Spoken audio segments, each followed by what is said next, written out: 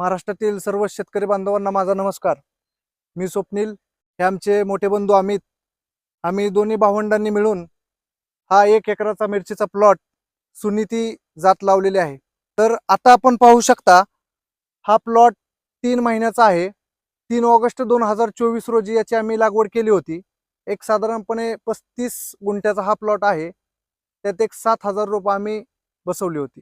तर अतिशय उत्कृष्ट प्रमाणे हा प्लॉट आम्हाला साधला गेलेला आहे. त्याचं आम्ही नियोजनबद्ध, त्याला खते सोडणे असतील, पेस्टिसाइड फवारणी असेल, हे अतिशय नियोजनबद्ध केल्यामुळे आम्ही ही गोष्ट सहज करू शकलो. आज आमच्या या प्लॉटमध्ये एक साधारणपणे 300-350 किलो मिरची रोज हार्वेस्टिंग चालू आहे.